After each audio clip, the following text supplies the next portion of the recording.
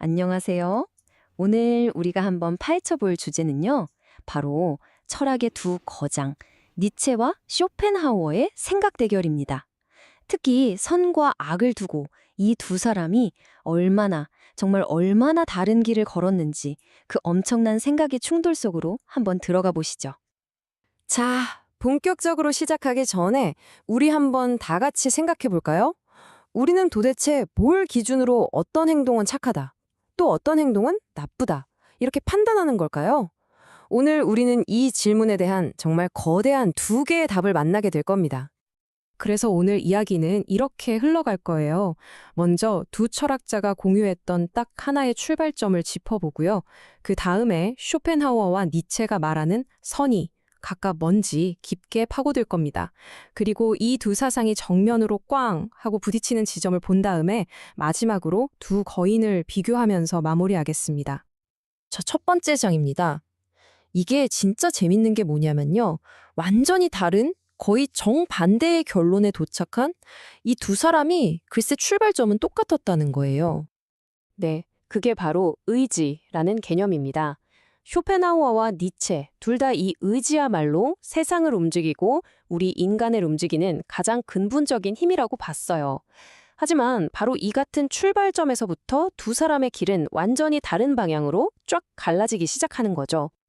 자, 그럼 먼저 쇼펜하우어 이야기부터 들어볼까요? 그의 철학은 이 세상을 아주 비극적으로 어둡게 바라보는 시선에서 시작됩니다. 쇼펜하우어 철학의 가장 핵심적인 개념은 바로 맹목적 의지입니다. 이게 뭐냐면요. 어떤 뚜렷한 목표나 이성적인 계획도 없이 그냥 끝도 없이 뭔가를 바라고 또 바라는 그런 힘이에요. 배고파서 밥을 먹어도 결국 또 배고파지고 뭔가를 가져도 또 다른 걸 원하게 되는 그런 끝없는 욕망 같은 거죠. 절대 만족이라는 게 없는 거예요. 쇼펜하우어는 세상 만물이 바로 이 맹목적 의지의 표현이라고 봤습니다. 이 맹목적 의지가 세상의 본질이라면 우리 삶은 어떨까요? 말하자면 끝이 없는 쳇바퀴를 계속 도는 것과 같다는 거죠. 뭔가를 원해서 그걸 잠깐 얻어도 금방 또 새로운 걸 쫓아서 달려야 하는, 한마디로 삶은 본질적으로 고통의 연속이라는 겁니다. 자, 그럼 이렇게 고통으로 가득 찬 세상에서 도대체 선이라는 건 뭘까요? 쇼펜하우어의 대답은 아주 간단하고 명확해요. 선은 다른 사람의 고통을 줄여주는 모든 것이고, 악은 고통을 만들어내는 모든 것이라는 거죠. 그리고 그 중심에는 다른 사람의 아픔을 내 아픔처럼 느끼는 능력, 바로 동정이 있습니다. 그에게 도덕이란 결국 이 세상의 보편적인 고통을 줄이기 위한 싸움이었던 셈이죠. 자, 이제 완전히 반대편에 서 있는 사람을 만나볼 시간입니다. 니체는 쇼펜하우어의 이런 비관적인 생각에 대해 아주 강력하고 공격적인 반론을 펼칩니다. 니체는 이런 말을 해요. 도덕적인 현상이라는 건 애초에 없다. 현상에 대한 도덕적인 해석만 있을 뿐이다. 이게 무슨 말이냐면요. 우리가 당연하게 생각하는 선과 악이라는 게 하늘에서 뚝 떨어진 절대적인 진리가 아니라는 거예요. 그냥 특정 집단이 자기들한테 유리하게 만들어낸 해석일 뿐이라는 거죠. 바로 이 지점이 니체 철학의 진짜 핵심인데요. 그는 도덕을 주인 도덕과 노예 도덕 이렇게 둘로 나눕니다. 주인 도덕에서 좋음이란 건 뭐냐? 강하고 활기차고 자기 자신을 당당하게 긍정하는 거예요. 반면에 노예 도덕은 약한 사람들이 강한 사람들에 대한 원한, 이른바 르상티망에서 시작됐다고 봤어요. 이 르상티망은 일종의 무력감에서 나오는 복수심, 증오심 같은 건데요. 약자들은 이 감정을 바탕으로 강한 사람들의 가치, 예를 들어 힘이나 자부심 같은 걸 악이라고 딱지를 붙여버리고 반대로 자신들의 상태인 겸손, 순종 같은 걸 선이라고 포장했다는 거죠. 그러니까 누가 보느냐에 따라 선의 의미가 완전히 뒤집히는 겁니다. 니체도 똑같이 의지를 이야기하는데 쇼펜하우어랑은 완전히 다른 개념이에요. 니체의 힘의 의지는 고통을 만들어내는 맹목적인 힘이 아니에요. 오히려 모든 생명체가 스스로를 더 강하게 만들고 더 넓게 뻗어나가려는 역동적이고 창조적인 에너지에 가깝습니다. 그러니까 니체한테 선과 악은 이런 거예요. 선이란 내 안의 힘, 이 힘의 의지를 더 강하게 만드는 모든 것이고요. 악이란 반대로 약함에서 비롯되는 모든 것입니다. 그에게 어떤 행동을 판단하는 궁극적인 기준은 그 행동이 과연 삶을 더 강하게 만드느냐, 아니면 약하게 만드느냐, 바로 여기에 달려 있었던 거죠. 자, 이제 이 두 거인이 제대로 한판 붙는 지점이 나옵니다. 두 철학의 모든 것이 바로 이 동정이라는 단 하나의 개념을 두고 정면으로 충돌하게 되거든요. 이것 좀 보세요. 정말 말이 안 되죠? 한 사람한테는 최고의 가치, 모든 도덕의 기초였던 게 다른 사람한테는 최악의 약점, 인류를 병들게 하는 독이 되는 거예요. 쇼펜하우어에게 동정은 우리 모두를 하나로 묶어주는 가장 숭고한 감정입니다. 하지만 니체는 이 동정이야말로 약자들이 만들어낸 삶에 반하는 감정이고 인류를 점점 더 약하게 만드는 증상이라고까지 말합니다. 자, 이제 슬슬 이 거대한 싸움을 정리해 볼 시간입니다. 지금까지 나온 이야기들을 하나로 모아서 두 사상가가 얼마나 다른지 그 그림을 명확하게 한번 그려보겠습니다. 이 표를 보시면 두 사람이 얼마나 다른지 한눈에 딱 들어오죠. 먼저 세상의 본질에 대해 쇼펜하우어는 맹목적 의지를, 니체는 힘의 의지를 말합니다. 그러다 보니 삶의 본성도 한쪽은 고통으로, 다른 한쪽은 투쟁으로 보게 되고요. 당연히 도덕의 기반도 쇼펜하우어는 동정을, 니체는 힘의 증대를 내세웁니다. 결국 이들이 생각하는 이상적인 인간상도 완전히 갈리죠. 쇼펜하우어는 모든 의지를 끊어내고 고통에서 벗어난 금욕적인 성자를 꿈꾸지만 니체는 기존의 가치를 뛰어넘어 스스로 새로운 가치를 만드는 초인, 즉 위버맨슈를 이야기합니다. 결국 진짜 중요한 건 이거예요. 이 두 사람의 싸움은 그냥 뭐가 착한 거고 뭐가 나쁜 거냐, 이 수준이 아니라는 거죠. 이건 우리가 발딛고 있는 이 현실이 어떤 곳인지, 그리고 그 안에서 우리는 어떤 목적으로 살아가야 하는지에 대한 아주 거대한 세계관의 충돌인 겁니다. 자, 오늘 이 엄청난 대결을 보셨는데요. 이제 이 질문을 여러분 자신에게 한번 던져보셨으면 좋겠습니다. 여러분의 삶은 어디를 향하고 있나요? 가능한 한 고통을 줄이고 피하는 것을 목표로 삼고 계신가요? 아니면 내 안의 힘과 가능성을 끝까지 밀어붙여 더 강해지는 것을 목표로 삼고 계신가요?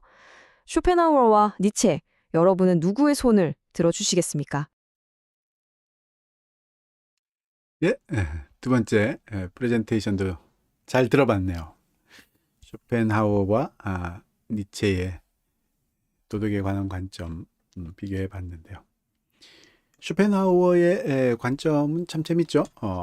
거의 불교적 생각과 동일하지 않나라고 보여지는데요. 말하자면 쇼펜하우어는 가장 근원적인 존재의 근원이라고 할까요? 모든 것들의 실제하는 모든 것들의 가장 근원적인 요소가 뭔가를 원하고 바라는 마음, 즉 욕망이라는 거죠. 어떤 목적이 있어서 그런 것도 아니고 어떤 의미가 있어서 그런 것도 아니고 그 자체로 뭔가를 욕망하는 즉 생존과 또 존재하기 위해서 욕망하기도 하고 그 존재 자체가 뭔가를 계속 바라는 그 존재 자체가 갖고 있는 그런 요소 특징이 맹목적 욕망이라고 표현했는데요. 예측 불가능한 계속되는 욕망 그 자체가 실제 가장 근원적인 요소이다라고 본 거죠. 인간의 삶에 가장 근원에는 그런 욕망이 들어있다.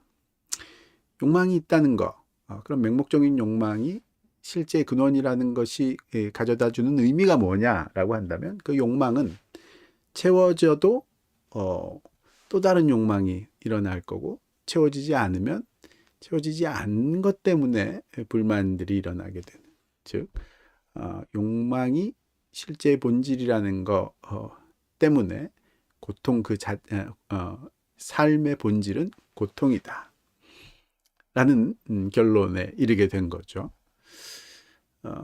말하자면 산다는 건 고통이다 라는 불교적 세계관과 이제 일치하게 되는 그런 면을 보이게 되는데요. 그래서 선하다는 거, 옳다는 것이 뭐냐라면 그 고통인 삶에서 고통을 조금이라도 줄여줄 수 있는 그런 요소가 선한 모습이지 않겠느냐라는 거고요. 그 고통을 줄이기 위해서는 그 욕망을 죽이려는, 즉 자신의 의지를 없애서 욕망을 죽이려는 그런 요소, 불교적 금욕이라고 할까요? 또 다른 사람들이 갖고 있는 그런 고통들에 대해서 연민하고 동정해서 그걸 조금이라도 줄여주려고 하는 그런 동정심, 연민 이런 것들이 이제 불교식으로 말하면 이제 자비심이겠죠. 말하자면 조금이라도 인간에게서 고통을 줄일 수 있는 그런 요소가 된다. 그래서 그런 금욕을 실천하면서 다른 사람에 대한 연민과 동정심을 가질 수 있는 그런 모습이 이 선한 모습이지 않겠느냐. 이게 이제 쇼펜하우어의 결론이었다면, 처음에는 거기에 대해서 굉장히 긍정적인 생각을 하던 니체가 자신이 봤을 때 그랬을 때 놓치는, 쇼펜하우어 같은 그런 생각을 갖고 있었을 때 인간이 놓치게 되는 것이 무엇일까? 이것에 대해서 이제 생각을 해본 거죠. 그건 바로 삶 그 자체, 말하자면 삶을 염세적으로 보고 삶에 대한 깊은 부정적인 그런 관점이라는 거죠. 그래서 그런 뭔가 욕망하는 것, 뭔가를 바라고 존재하려고 하고 생성하려고 하는 그런 의지, 그것을 니체는 쇼펜하우어와는 다르게 이제 힘의 의지다라고 이야기하면서, 즉 힘이 말하자면 표현되는 그런 상태를 의미하는 거죠. 창조력, 어떤 생성적인 힘, 이런 것들이 존재의 본질이고, 그 창조력과 생성력 이런 것들이 자유스럽게 쏟아져 나올 수 있도록 하는 것, 그것이 선한 모습이다. 즉 힘이 아주 자연스럽게 발현되는 그런 상태, 즉 강자가 되는 것. 강자가 된다는 말의 핵심적인 뜻은 스스로 가치를 창조하는 것. 강자의 가치가 말하자면 선인이라는 거죠. 그래서 보통의 전통적으로 알고 있었던 강자의 자기 마음대로 하려는 것이 죄고 악이고, 선이란 내 마음대로 할 수 있는 힘이 있더라도 옳은 것, 선한 것을 찾아서 그것을 하려고 하는 그런 모습이다라는 생각이 약자들의 말하자면은 뭐라고 할까요?